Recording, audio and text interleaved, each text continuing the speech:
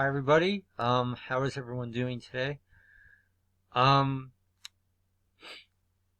the Lost Psalms of David project is trotting along. I finished another psalm just now. I'm actually really excited about it. Um, so I'm going to go over it in this video and talk about where I got my translation from. I'm not pulling any punches. Um, all my work is on the website. Is on the page. You can see all my resources are there. You can see exactly where I'm getting this from. So, before I start off, I just want to say that one of the Dead Sea Scrolls original researchers recently passed away. He has a pretty interesting story. The FBI arrested him just to bust his chops for spreading truth that the Dead Sea Scrolls prove Christianity. They proved that Jesus of Nazareth was the Messiah. And what he was trying to say was that Christianity didn't come from just some narrow sect of the Essenes. It came from a lot of people that believed. And they didn't like that. So the FBI seemed like, they started busting his chops and stuff like that. So pretty cool. I'll leave the article in the description box if anyone wants to see that. Anyway, so here is the psalm, okay? This is a lost psalm of David, and I know I'm getting a lot of resistance in this stuff, and I kind of expect it, guys. I'll just be honest, we have a tendency to speak quicker than we have the tendency to listen. It doesn't mean I have everything right. That's besides the point. You just need discernment. And I understand, as Psalm 1 and Psalm 2 that were already covered are harder to see. It veers into. Now think of these Dead Sea Scroll texts. The beginning, they're more fragmented, but as the middle of the scroll is, it's more preserved, okay? So here we go. I translated this, and there was some issues, especially verse 6 and 7 are highly fragmented, but I believe I got the context correct. And I did a little bit of reconstruction, and I'm going to explain myself, okay? So, again, you can scroll down to the bottom of the page and see exactly, these are the 3 resources I'm getting my work from. And they're the best resources that this is possible, okay? So, this is good stuff. For the first time, this is probably being reconstructed or constructed in its entirety. And doesn't mean I have everything right or anything like that, but really in a true context. And I gotta be honest, I do feel the Lord move when I'm doing this stuff. So, and the reason why, because when you read into these Psalms as a whole, not just like Psalm 1 and Psalm 2 are kind of difficult for people, and they're difficult when you just read them alone as a standalone. But if you read this scroll as a whole, guys, this is getting into stuff that is prevalent to the times that we are in. There's deep theological, biblical doctrine in here. It's beautiful, amazing wisdom in here. It's really great. So here we go. What I call Psalm 163, and I give the reasoning behind the numbering, okay? So, please, for those who have the ears to hear, let's just let them hear. I thought this came out really beautiful. I did replace some of the translator's terms for what is more standardly used in our Bibles. The context is exactly the same, but I use more biblical language. Okay, so here we go. Blessed are you, O Yahuwah, Elohim of mercies, because of the spirits which you have put subject under me. Now, most of the now this might throw people off right away, right off the bat. To an undiscerned eye, people are going to come against this because in the direct translations, it pretty much says, "Thank you for the spirits which you have given me."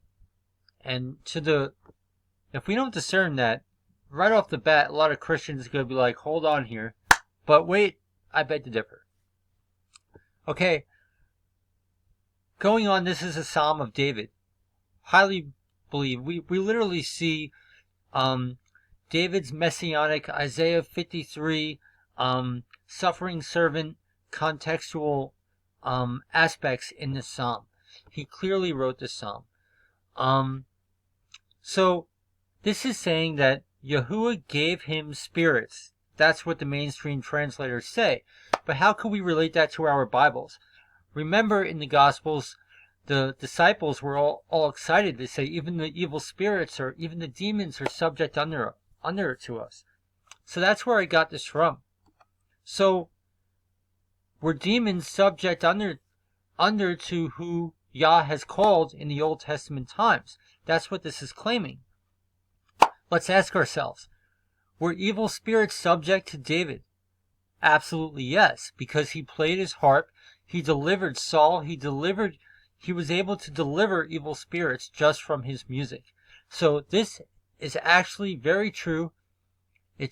I believe it's more contextually accurate under biblical terms. Okay, which you have put subject under me. I'm quoting from the Gospels there.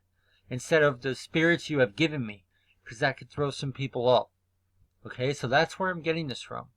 Okay, it runs parallel to what we know about David. It runs parallel to biblical doctrine, and it gives us amazing insight and confirmation into the ways of Yah. Okay, so that's where I'm coming from here. Okay, and later in this psalm, we get these spirits are the spirits of falsehood. We get a contextual confirmation in that. Okay, so here we go. I will bring forth a reply on the tongue to recount your righteous deeds and the forbearance of your loving kindness. This literally, I believe, is talking about casting out demons. Casting out, rebuking the evil spirits as we have in Christ. Now this was before the times of Christ, but those who were called by Yah still, who believe by faith in the Messiah, which David did, have that authority. And that's what this psalm is really telling us. And if you read it in context, meditate on the stuff, read the stuff on your own. Okay? In the power of your might and the deeds of your strong right hand, you forgive the sins of my forefathers. I will prostrate myself and implore your mercy on my sins and wicked deeds and on the perversity of my heart. Right? We all have that evil inclination. That's what this stuff is covering. For I have swallowed... Alright. Now verses 5 and 6 and 7... highly fragmented, or there was a lot of... I think I have the context correct, and I used the best of what I could. You could check my work. I think this is good. I spent some time on this.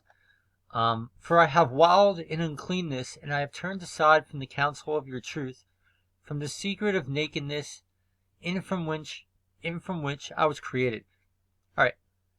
I'm trying to be true to what the translators put and what's likely in the original text. But what I believe this is talking about is being born in our sin nature. Excuse me. Right, because I'm on this one. Yes, triggered. Okay. Is being born in our sin nature. And, excuse me. Can you guys hear me if I do this? Because they're playing with my mustache. Okay. So, this, I believe, is really talking about being born in our sin nature. Okay? From the secret nakedness in which I was created. This could be a reference to when we do receive redemption. I'm not even going to go there. But I did not grow weary, and I have not labored. I do not understand the context of this verse. But this is what we have in the text. It's fragmented, and I left an extra fragment here because clearly a whole verse is really disintegrated. So I think this was the best way to portray this. Okay, so let's continue reading. Blessed are you, Yahuwah, for righteousness is yours, and praise belongs to your name, from which the everlasting blessing rests upon. Okay, now these are my words right here. Rest upon. Okay? This is pretty much saying we are all sinners in need of a Savior, and it is through your name that we have that redemption. Okay? typical standard doctrine. This is what this is saying. Because according to your righteousness, let your servant be ransomed for redemption, and the wicked be consumed to an end. Okay. For I have understood that it is you who establishes the way of the one whom you have chosen. Okay? It's not the enemy that establishes the way who is called by Yah. It is Yah. Yah has full sovereignty, okay? Despite their wicked schemes and stuff like that. That's what this is talking about. It's pretty cool. And through the insight of your truth, you do hedge him in with firm discernment, that he may not sin against you. Okay? Now this is my word. Translator use true discernment, but really this is talking about wisdom. And what does wisdom make us? What does the Bible tell us about wisdom?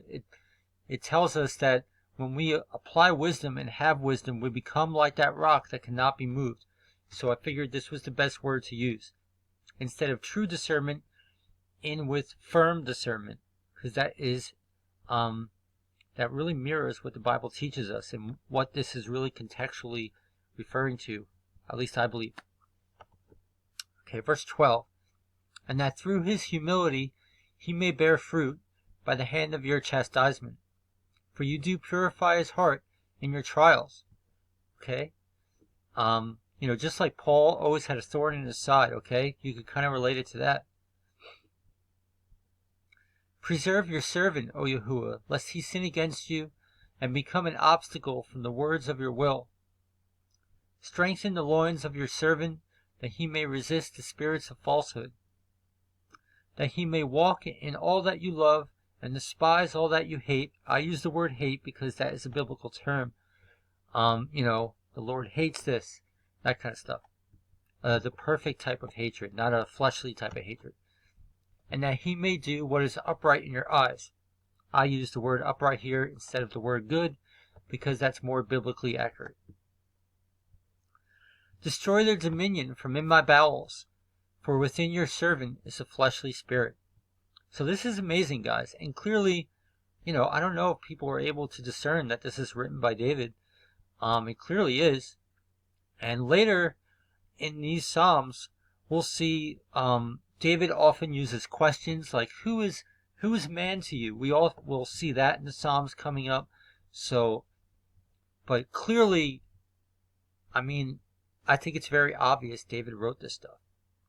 So, okay, the link will be in the description box below, guys. You can check this out on your own. Thanks for tuning in. The Sabbath is coming up today, and I hope you all enjoy it. Yah bless you. Thanks for tuning in and for bearing with me. Thanks.